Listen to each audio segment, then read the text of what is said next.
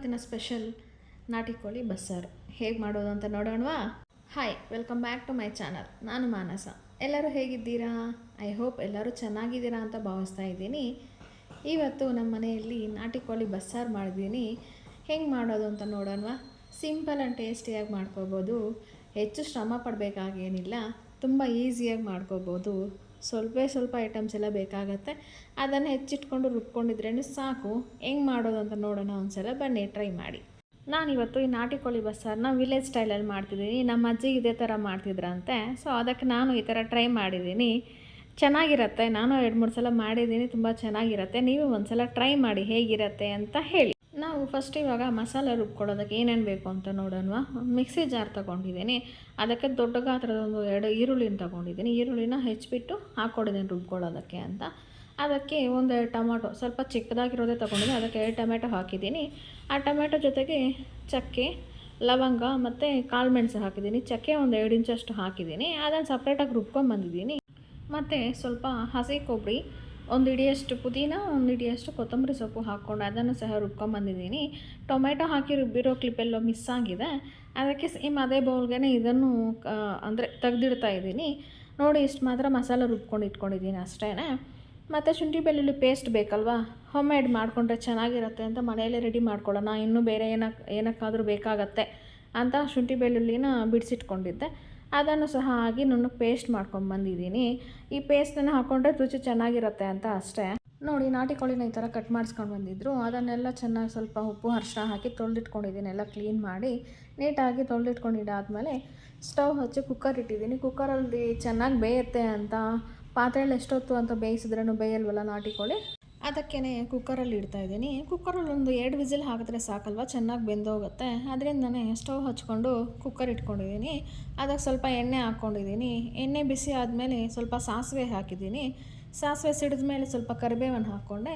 ಮತ್ತು ಒಂದೇ ಒಂದು ಈರುಳ್ಳಿನ ಹೆಚ್ಚಿಟ್ಕೊಂಡಿದ್ದೆ ಸಣ್ಣದಾಗಿ, ಅಂದರೆ ಮಸಾಲೆ ರುಬ್ಕೊಳ್ಳೋಕೆ ಹಾಕಿದ್ವಲ್ಲ, ಅದಕ್ಕೆ ಚಿಕ್ಕದಾಗಿರೋ 1 ಈರುಳ್ಳಿ ಸಾಕು ಒಗ್ಗರಣೆಗೆ ಅಂತ ಈರುಳ್ಳಿನ ಹೆಚ್ಚಿಟ್ಕೊಂಡಿದ್ದೆ. ಇವಾಗ ಅದನ್ನು ಹಾಕಿ ಫ್ರೈ ಮಾಡ್ಕೊತಾ ಇದ್ದೀನಿ. ಅದು ಸ್ವಲ್ಪ ಫ್ರೈ ಆಗಬೇಕು, ಹಸಿ ವಾಸನೆ ಹೋಗೋ ತನಕ. ಅದು ಹಸಿ ವಾಸನೆ ಹೋದ್ಮೇಲೆ ನೋಡಿಕೊಂಡು ಶುಂಠಿ ಬೆಳ್ಳುಳ್ಳಿ ಪೇಸ್ಟ್ 2 ಸ್ಪೂನ್ ಹಾಕ್ತಾಯಿದ್ದೀನಿ. ನಾನು 1.5 kg ನಾಟಿ ಕೋಳಿ ತೊಗೊಂಡಿರೋದಕ್ಕೆ ಸ್ವಲ್ಪ ಜಾಸ್ತಿನೇ ಹಾಕ್ತಾಯಿದ್ದೀನಿ ಶುಂಠಿ ಬೆಳ್ಳುಳ್ಳಿ ಪೇಸ್ಟು. ಕಡಿಮೆ ಹಾಕಿದ್ರೆ ಒಂಥರ ಅಂದರೆ ಚಿಕನ್ನು ಸ್ಮೆಲ್ ಬರುತ್ತಲ್ವ, ಅದಕ್ಕಿಂತ ಸ್ವಲ್ಪ ಜಾಸ್ತಿನೇ ಹಾಕಿ ಫ್ರೈ ಮಾಡ್ತಾಯಿದ್ದೀನಿ. ಅದನ್ನು ಸಹ ಹಸಿ ವಾಸನೆ ಹೋಗೋ ತನಕ ಚೆನ್ನಾಗಿ ಫ್ರೈ ಮಾಡ್ಕೋಬೇಕು. ನೋಡಿ, ಈ ಥರ ಸ್ವಲ್ಪ ಗೋಲ್ಡನ್ ಕಲರ್ ಬರೋ ತನಕ ನಾನು ಫ್ರೈ ಮಾಡ್ತೀನಿ. ಆಮೇಲೆ ಚೆನ್ನಾಗಿ ತೊಳೆದಿಟ್ಕೊಂಡಿದ್ವಲ್ಲ ನಾಟಿ ಕೋಳಿನ, ಆ ನಾಟಿ ಕೋಳಿನ ಇವಾಗ ಹಾಕ್ತಾಯಿದ್ದೀನಿ. ಅದನ್ನು ಹಾಕಿ ಒಗ್ಗರಣೆ ಚೆನ್ನಾಗಿ ಹಿಡಿಯೋ ತನಕನೂ ಮಿಕ್ಸ್ ಮಾಡ್ತೀನಿ. ನೋಡಿ, ಇವಾಗ ನಾನು ನಾಟಿ ಕೋಳಿ ತೊಳೆದಿಟ್ಕೊಂಡಿದ್ನಲ್ಲ, ಅದನ್ನು ಇವಾಗ ಒಗ್ಗರಣೆಗೆ ಸೇರಿಸ್ತಾ ಇದ್ದೀನಿ.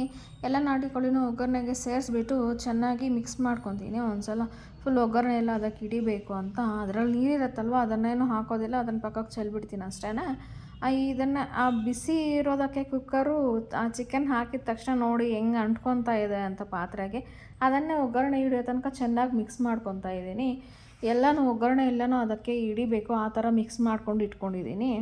ಈ ಥರ 2 ನಿಮಿಷ ಮಿಕ್ಸ್ ಮಾಡ್ಕೊತಿದ್ದೀನಿ. ಹೈ ಫ್ಲೇಮಲ್ಲೇ ಮಿಕ್ಸ್ ಮಾಡ್ತಾಯಿದ್ದೀನಿ. ನಾನೇನು ಮೀಡಿಯಮ್ ಫ್ಲೇಮಲ್ಲಿ ಅದೇ ಸಿಮ್ಮಲ್ಲೇನು ಇಟ್ಟಿಲ್ಲ, ಹೈ ಫ್ಲೇಮಲ್ಲೇ ಮಿಕ್ಸ್ ಮಾಡ್ತಾಯಿದ್ದೀನಿ. ಒಗ್ಗರಣೆ ಚೆನ್ನಾಗಿ ಮಿಕ್ಸ್ ಆಗಲಿ ಅಂತ ಹೈ ಫ್ಲೇಮಲ್ಲೇ ಮಿಕ್ಸ್ ಮಾಡ್ಕೊಂಡಿದ್ದಾದಮೇಲೆ ಸ್ವಲ್ಪ ಅರಿಶಿನ ಹಾಕ್ತಾಯಿದ್ದೀನಿ. ಹಾಗೆಯೇ ನೋಡಿಕೊಂಡು ರುಚಿಗೆ ತಕ್ಕಷ್ಟು ಉಪ್ಪನ್ನು ಹಾಕ್ತಾಯಿದ್ದೀನಿ. ಟೇಸ್ಟ್ ನೋಡ್ಕೊಂಡು ಹಾಕ್ಕೊಳ್ಳಿ. ನೀವು ಯಾವ ರೀತಿ ಉಪ್ಪು ಖಾರ ತಿಂತೀರಾ ಆ ರೀತಿ ಹಾಕ್ಕೊಳ್ಳಿ. ನಾನು ಉಪ್ಪನ್ನು ಸೇರಿಸ್ಕೊಂಡು ಅದನ್ನು ಚೆನ್ನಾಗಿ ಮಿಕ್ಸ್ ಮಾಡ್ಕೊತಾ ಇದ್ದೀನಿ. ಈ ಥರ ಹಾಕಿ ಮಿಕ್ಸ್ ಮಾಡಿಕೊಂಡ್ರೆ ನೀರೆಲ್ಲ ಬಿಡುತ್ತಲ್ವ, ಚೆನ್ನಾಗಿ ನೀರು ಬಿಟ್ಟು ಫ್ರೈ ಆಗುತ್ತೆ ಮತ್ತು ಅದೇನೇ. ಸೊ ಅದಕ್ಕೆ ಹಾಕಿ ಮಿಕ್ಸ್ ಮಾಡ್ತಾಯಿದ್ದೀನಿ. ಇದನ್ನು ಚೆನ್ನಾಗಿ ಫ್ರೈ ಮಾಡ್ಕೊತೀನಿ. 5 ನಿಮಿಷ ಫ್ರೈ ಮಾಡ್ಕೊಂಡಿದ್ದಾದಮೇಲೆ 5 ನಿಮಿಷ ಹಂಗೆ ಫ್ರೈ ಮಾಡ್ಕೊಂಡು ಇಟ್ಕೊಂಡಿರ್ತೀನಿ. ಅದು ಫ್ರೈ ಮಾಡ್ತಾಯಿದ್ದೆ, ಸಡನ್ನಾಗಿ ನನ್ನ ಟ್ರೈಪಾಡ್ ಮುರಿದೋಯ್ತು. ಹೆಂಗೆ ಮುರಿದೋಯ್ತು ಅಂತಲೇ ಗೊತ್ತಿಲ್ಲ, ಕಟ್ಟಾಗೋಯ್ತು. ಸರಿ ಅಂತ ಮತ್ತೆ ಬೇರೆದೊಂದಿತ್ತು, ಅದರಲ್ಲಿ ಈ ಮೊಬೈಲ್ ಇಟ್ಟು ಶೂಟ್ ಮಾಡ್ತಾಯಿದ್ದೀನಿ. ಈ ಥರ ಎಲ್ಲ ಫ್ರೈ ಮಾಡ್ಕೊಂಡಿದ್ದಾದಮೇಲೆ ಸ್ವಲ್ಪ ಹೊತ್ತು ಮುಚ್ಚಿ ಇಟ್ಬಿಡ್ತೀನಿ. ಸ್ವಲ್ಪ ಚೆನ್ನಾಗಿ ಬೇಯುತ್ತೆ, ನೀರೇನಾದರೂ ಇದ್ದರೆ ಬಿಡತ್ತೆ ಅದರಲ್ಲಿ ಅಂತ 5 ನಿಮಿಷ ಹಂಗೆ ಮುಚ್ಚಿ ಇಟ್ಟಿದ್ದೀನಿ. 5 ನಿಮಿಷ ಆದಮೇಲೆ ಮುಚ್ಚಳ ತೆಗೆದು ನೋಡಿದ್ರೆ ನೀರು ಅಷ್ಟೊಂದು ಏನು ಬಿಟ್ಟಿರಲಿಲ್ಲ, ಹೀಗಿತ್ತು ಅಷ್ಟೇ. ಸರಿ, ಅದೇ ಥರ ಇದೆಯಲ್ವಲ್ಲ, ನೀರೇನು ಬಿಟ್ಟಿಲ್ಲ ಅಂತ ಇನ್ನು ಸ್ವಲ್ಪ ಮಿಕ್ಸ್ ಮಾಡ್ಕೊತಿದ್ದೀನಿ. ಇವಾಗ ಇದಕ್ಕೆ ನಾವು ಮಸಾಲನ ರುಬ್ಬಿಟ್ಕೊಂಡಿದ್ವಲ್ಲ, ಈರುಳ್ಳಿ, ಟೊಮ್ಯಾಟೊ, ಚಕ್ಕೆ, ಲವಂಗ ಎಲ್ಲನೂ ಹಾಕಿ ಅದನ್ನು ತಗೊಂಬಂದು ಇದಕ್ಕೆ ಹಾಕಬೇಕು. ಸ್ವಲ್ಪ ನೋಡಿದೆ, ನಮ್ಮಮ್ಮ ನೋಡಿಬಿಟ್ಟು ಬೇಡ, ಇನ್ನೂ ಸ್ವಲ್ಪ ಹೊತ್ತು ಹಂಗೆ ಇರಲಿ ಅಂತ ಇನ್ನು ಸ್ವಲ್ಪ ಹೊತ್ತು ಮುಚ್ಚೋದಕ್ಕೆ ಹೇಳಿದರು. ಮತ್ತು ಇದೇ ಸ್ಟೇಜಲ್ಲಿ ನೀವು ಚಿಕನ್ನ ಫ್ರೈ ಮಾಡ್ತಿದ್ರಲ್ವ, ಆವಾಗ ಹೆಸರು ಕಾಳು ಇರುತ್ತಲ್ವ, ಹೆಸರು ಕಾಳನ್ನ ಸೇರಿಸ್ಕೊಳ್ಳಿ. ನಾನು ಅದನ್ನು ಸೇರಿಸೋದು ಮರ್ತೋಗಿದ್ದೆ, ಮತ್ತು ಮರ್ತೋಗಿದ್ದೀನಿ ಅಂತ ಮತ್ತೆ ಜ್ಞಾಪಕ ಬಂದಮೇಲೆ ಬೇರೆ ಕುಕ್ಕರಲ್ಲಿ ಹೆಸರು ಕಾಳನ್ನ ಹಾಕ್ಕೊಂಡು ಅದನ್ನು ಒಂದು ವಿಸಿಲ್ ಹಾಕ್ಸ್ಕೊಂಡು ಮತ್ತೆ ಇದ್ರಿಗೆ ಆ್ಯಡ್ ಮಾಡ್ಕೊಂಡಿದ್ದೀನಿ. ನೀವು ಇದೇ ಸ್ಟೇಜಲ್ಲೇ ಹೆಸರು ಕಾಳನ್ನ ಹಾಕ್ಕೊಂಡ್ರೆ ತುಂಬ ಅಂದರೆ ತುಂಬ ಚೆನ್ನಾಗಿರುತ್ತೆ. ಅದೆಲ್ಲ ಬೇಯಿಸ್ಕೊಂಡಿದ್ದಾದಮೇಲೆ ಇದಕ್ಕೆ ಮಸಾಲ ರುಬ್ಕೊಂಡಿದ್ನಲ್ಲ, ಅದು ಮಸಾಲಾನ ಸೇರಿಸಿದ್ದೀನಿ. ಸೇರಿಸಿ ಚೆನ್ನಾಗಿ ಮಿಕ್ಸ್ ಮಾಡ್ಕೊಂಡಿದ್ದೀನಿ. ನೋಡಿ ಈ ಥರ ಎಲ್ಲ ಮಿಕ್ಸ್ ಮಾಡಿ ಇಟ್ಕೊಂಡಿದ್ದೀನಿ. ಮತ್ತು ನಾನು ಖಾರಕ್ಕೆ ಅಂತ ಹಸಿಮೆಣ್ಸಿನ್ಕಾಯಿ ಏನೂ ಹಾಕಿರಲಿಲ್ಲ, ಸೊ ಅದಕ್ಕೇ ಖಾರದ ಪುಡಿ ಹಾಕ್ತಾಯಿದ್ದೀನಿ. ನಿಮ್ಮ ಖಾರ ನೋಡ್ಕೊಂಡು ಹಾಕ್ಕೊಳ್ಳಿ. ನಮ್ಮ ಮನೆಯಲ್ಲಿ ಮೀಡಿಯಮ್ ಖಾರ ತಿಂತೀವಿ, ಅದಕ್ಕೆ ಸ್ವಲ್ಪ ಖಾರ ಹಾಕ್ಕೊಂಡಿದ್ದೀನಿ. ಮತ್ತು ಸ್ವಲ್ಪ ಧನಿಯಾ ಪುಡಿ ಹಾಕ್ತಾಯಿದ್ದೀನಿ. ಅದೂ ಅಷ್ಟೇ ನಿಮ್ಗೆ ಎಷ್ಟು ಬೇಕೋ ಟೇಸ್ಟ್ಗೆ ಅದನ್ನು ನೋಡಿಕೊಂಡು ಸ್ವಲ್ಪ ಧನಿಯಾ ಪುಡಿನೂ ಹಾಕ್ಕೊಂಡಿದ್ದೀನಿ. ಮತ್ತು ಸ್ವಲ್ಪ ಗರಂ ಮಸಾಲ, ಹಾಗೆ ಸ್ವಲ್ಪ ಚಿಕನ್ ಮಸಾಲನೂ ಹಾಕ್ತಾಯಿದ್ದೀನಿ, ಟೇಸ್ಟ್ ಚೆನ್ನಾಗಿರುತ್ತೆ ಅಂತ. ಅಜ್ಜಿ ಇದನ್ನೆಲ್ಲ ಹಾಕ್ತಿರ್ಲಿಲ್ಲ, ಬಟ್ ನಾನು ಹಾಕ್ತಾಯಿದ್ದೀನಿ ಗರಂ ಮಸಾಲ ಮತ್ತು ಚಿಕನ್ ಮಸಾಲಾನ. ನೋಡೋಣ ಟೇಸ್ಟ್ ಏನಾದರೂ ಚೇಂಜ್ ಆಗುತ್ತಾ ಅಂತ ಈ ಥರ ಹಾಕಿ ಇದನ್ನು ಸಹ ಚೆನ್ನಾಗಿ ಮಿಕ್ಸ್ ಮಾಡ್ತಾಯಿದ್ದೀನಿ. ಈ ಥರ ಮಸಾಲೆ ಎಲ್ಲ ಹಾಕ್ಕೊಂಡು ಚೆನ್ನಾಗಿ ಫ್ರೈ ಮಾಡ್ಕೊತಾ ಇದ್ದೀನಿ. ನೀರೇನು ಹಾಕಿಲ್ಲ, ಹಂಗೆ ಫ್ರೈ ಮಾಡ್ತಾಯಿದ್ದೀನಿ. ಸ್ವಲ್ಪ ನಾಟಿ ಕೋಳಿಗೆಲ್ಲ ಅದು ಇಡೀಲಿ ಮಸಾಲ ಚೆನ್ನಾಗಿ ಅಂತ ಫ್ರೈ ಮಾಡ್ತಿದ್ದೀನಿ. ಮತ್ತು ಆ ಬೌಲಲ್ಲಿ ಮಸಾಲ ಹಾಕ್ಕೊಂಡಿದ್ನಲ್ಲ, ಅದೇ ಬೌಲ್ಗೆ ಸ್ವಲ್ಪ ನೀರನ್ನ ಹಾಕ್ತಿಬಿಟ್ಟು ಅದರಲ್ಲಿರೋ ಮಸಾಲನೆಲ್ಲ ಅದಕ್ಕೆ ಟ್ರಾನ್ಸ್ಫರ್ ಮಾಡ್ತಾಯಿದ್ದೀನಿ. ಈ ಥರ ನೀರು ನೋಡ್ಕೊಂಡು ಹಾಕ್ಕೊಳ್ಳಿ. ನಿಮಗೆ ಸಾಂಬಾರು ಯಾವ ತಿಕ್ನೆಸ್ಸಲ್ಲಿ ಬೇಕು ಅಂತ ನೋಡ್ಕೊಂಡು ಹಾಕ್ಕೊಳ್ಳಿ. ನಾನು ಇಷ್ಟು ಮಾತ್ರ ನೀರು ಸಾಕು ಅಂತ ಅಂದ್ಕೊಂಡಿದ್ದೆ, ಮತ್ತು ನೋಡಿಬಿಟ್ಟು ಇನ್ನು ಸ್ವಲ್ಪ ಬೇಕಾಗತ್ತೆ ಅಂತ ಇನ್ನು ಸ್ವಲ್ಪ ನೀರು ಸೇರಿಸ್ಕೊಂಡಿದ್ದೀನಿ. ಲಾಸ್ಟಲ್ಲಿ ಉಪ್ಪು ಖಾರ ನೋಡ್ಕೊಳ್ಳಿ. ಉಪ್ಪು ಖಾರ ನೋಡಿಕೊಂಡು ಮುಚ್ಚಳ ಹಾಕಿ ವಿಸಿಲ್ ಕೂಗಿಸ್ಕೋಬೇಕು. ನನಗಂತೂ ಉಪ್ಪು ಖಾರ ನೋಡೋ ರೂಢಿನೇ ಇಲ್ಲ, ಹಂಗೆ ಹಾಕ್ತೀನಿ ಅಷ್ಟೇ. ಮತ್ತು ನೋಡಿದ್ರೆ ಕರೆಕ್ಟಾಗೇ ಇರುತ್ತೆ. ಯಾವತ್ತೂ ನೋಡಿಲ್ಲ ನಾನು. ಫಸ್ಟಲ್ಲಿ ಮಾತ್ರ ನೋಡ್ತಿದ್ದೆ, ಇವಾಗೇನು ನೋಡೋದಿಲ್ಲ, ಹಂಗೆ ಹಾಕ್ಬಿಡ್ತೀನಿ ಅಷ್ಟೇ. ಟೇಸ್ಟೆಲ್ಲನೂ ಚೆಕ್ ಮಾಡೋದಕ್ಕೇನು ಹೋಗಲ್ಲ. ನೋಡಿ ನಾನು ಒಂದು 2 ವಿಸಿಲ್ ಮಾತ್ರ ಹಾಕ್ಸ್ಕೊಂಡೆ. ನೋಡಿ ಹೆಸರು ಕಾಳನ್ನ ಸೇರಿಸಿದ್ದೀನಿ. ಮತ್ತು ಕುಕ್ಕರ್ ಮುಚ್ಚಳ ಓಪನ್ ಮಾಡಿದ್ಮೇಲೆ ಈ ಥರ ಇತ್ತು. ಸರಿ ಎಲ್ಲ ಬಸ್ಕೊಳ್ಳೋಣ ಅಂತ ಇನ್ನು ಹಂಗೇ ನಾನು ಆ ಸೌಟಲ್ಲೇ ಎತ್ತಿ ಹಾಕ್ತಾಯಿದ್ದೀನಿ. ಬೇರೆ ಬೌಲ್ಗೆ ತೆಗೆದುಕೊಳ್ತಾ ಇದ್ದೀನಿ. ಸಾಂಬಾರು ಸಪ್ರೇಟು ಮತ್ತು ಈ ಪೀಸಸ್ ಎಲ್ಲನ ಸಪ್ರೇಟ್ ಮಾಡ್ಕೊತಿದ್ದೀನಿ ನಾಟಿ ಕೋಳಿನ. ಈ ಥರ ಅದೇ ಸಾಂಬಾರನ್ನ ಒಂದು ಪಾತ್ರೆಗೆ ಟ್ರಾನ್ಸ್ಫರ್ ಮಾಡ್ಕೊತಿದ್ದೀನಿ. ಆ ಸಾಂಬಾರನ್ನ ಪಾತ್ರೆಯಲ್ಲಿ ಟ್ರಾನ್ಸ್ಫರ್ ಮಾಡಿಟ್ಕೊಂಡ್ಬಿಡ್ತೀನಿ. ಮತ್ತು ಆ ಪೀಸಸ್ ಎಲ್ಲ ಇತ್ತವಲ್ಲ ನಾಟಿ ಕೋಳಿ ಮತ್ತು ಹೆಸರು ಕಾಳು ಎಲ್ಲನೂ ಅದನ್ನು ಸಪ್ರೇಟಾಗಿ ಒಂದು ಬೌಲಲ್ಲಿ ಹಾಕ್ಕೊಂಡಿದ್ದೀನಿ. ಅದನ್ನು ಇನ್ನೂ ಸ್ವಲ್ಪ ಫ್ರೈ ಮಾಡಬೇಕಾಗತ್ತೆ. ನಮ್ಮ ಅಜ್ಜಿ ಆದರೆ ಡೈರೆಕ್ಟಾಗಿ ಹಿಂಗೆ ಫ್ರೈ ಮಾಡ್ತಿದ್ರು ಅಂತ ಹೇಳಿದ್ರು ಅಮ್ಮ.